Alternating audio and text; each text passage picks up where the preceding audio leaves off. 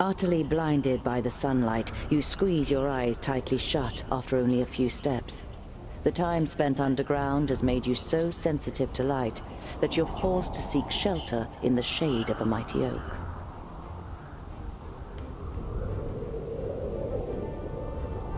Oh, what was that?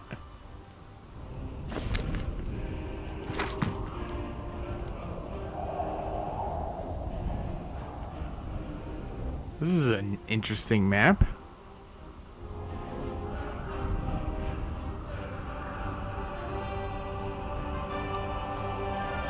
You reach a small lake by a birchwood. Your feet hurt and your eyes still sting in the unaccustomed sunlight. But a smile spreads across your face nonetheless. You've covered a decent distance on the first day of your big journey. You pitch your camp and lie down to sleep on the hard forest floor. When you awake in the morning, your legs are stiff and achy. Trying not to feel sorry for yourself, you throw your rucksack over your shoulder. You're a dwarf, and dwarves don't complain. Damn right!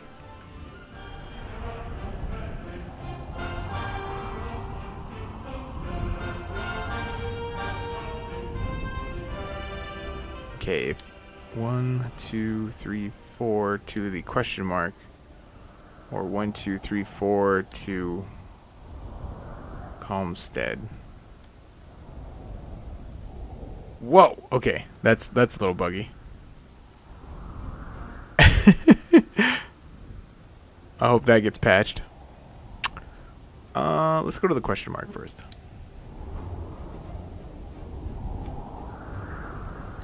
Around midday, with the sun high in the sky and the first beads of sweat appearing on your forehead, you see something move next to the road, a few hundred meters ahead.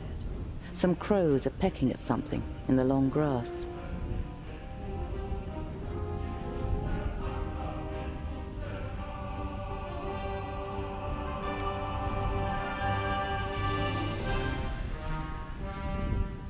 The creaking leather armor, the clattering rucksack, and a dwarf's inability to be quiet makes the crows flap around as you move from one bush to another. You give up trying to be stealthy, stand up straight, and see two human bodies in the flattened grass. Dwarf's inability to be stealthy. Tell that to dwarf rogues in World of Warcraft.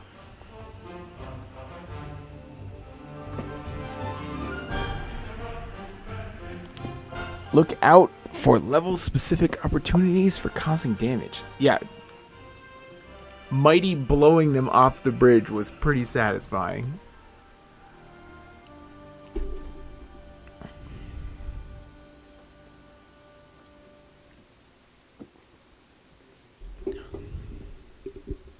I wouldn't mind the loading screens as much if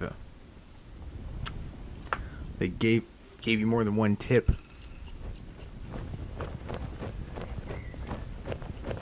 A slender man lies in front of you, dressed in an expensive robe. It is in the colors of Turgur the Fair-Faced, one of the 6 magi. The dead man must be one of Turgur's famuli. You don't see any wounds.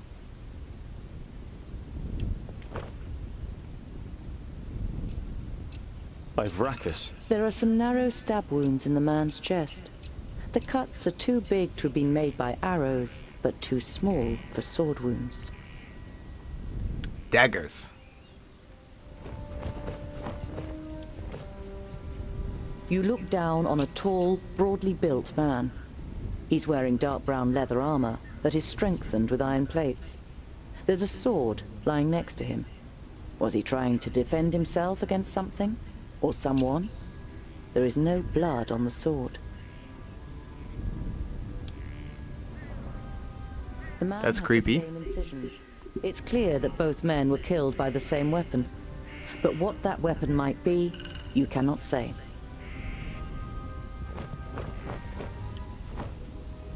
A rucksack that probably belonged to one of the dead. It seems to have been searched and then thrown away carelessly.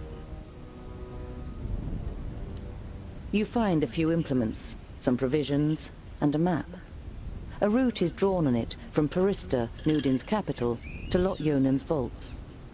Does this mean that Turga the Fair-Faced is in Parista and wanted to send Lot-Yonan a message?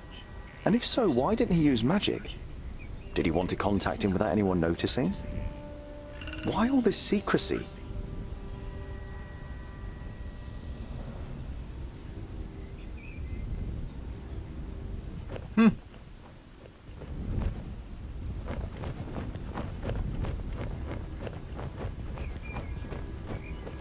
there anything else on the road?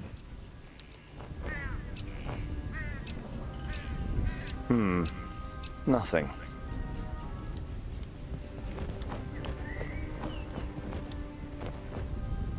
Nothing again. You halt. There is something. Another rucksack? Ooh. You open the rucksack and recognize that someone has already rummaged through it. As well as some implements and writing utensils, you find a pouch full of gold and a talisman.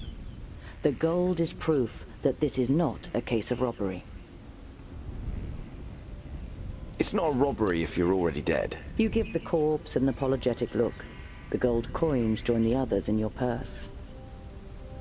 Warmth and a feeling of security flush through your body as you touch the talisman. You feel safer just holding it in your hand. I'm taking you with me.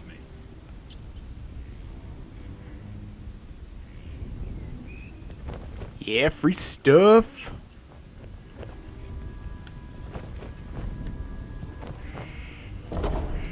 Oops.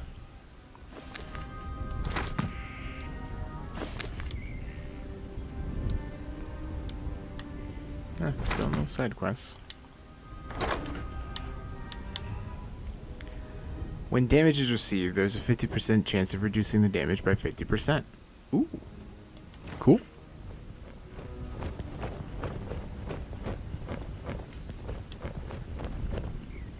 You don't see any signs of a struggle in the area where the corpses are lying.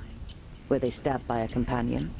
A stranger could hardly have crept up on them with such sparse cover.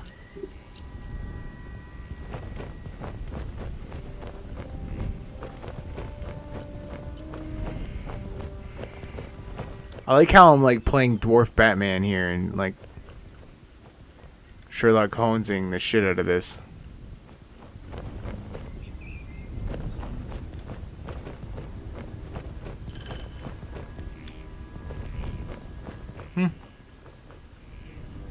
You scour the area once more and ask yourself what to do next.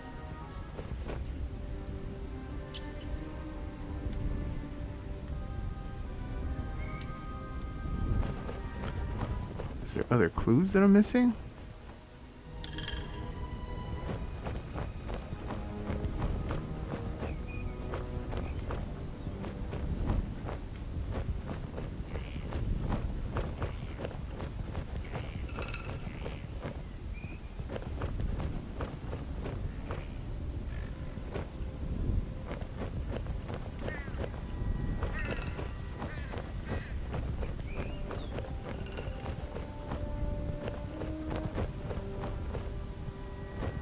I'm looking for any interactions.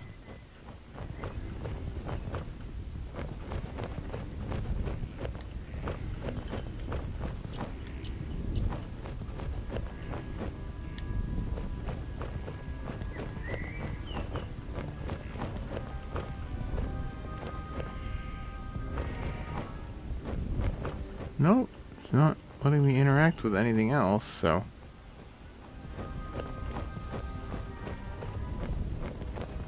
I think I'll just bury the dead then.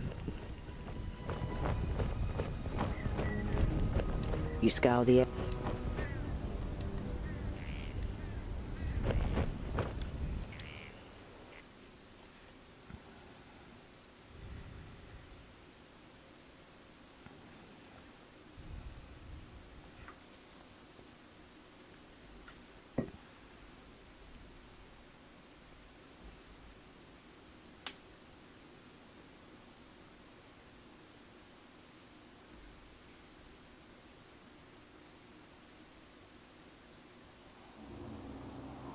It's time-consuming and strenuous work digging shallow graves in the ground with a stick and covering the corpses with a few stones. But it should at least keep the crows from their feasting for a while.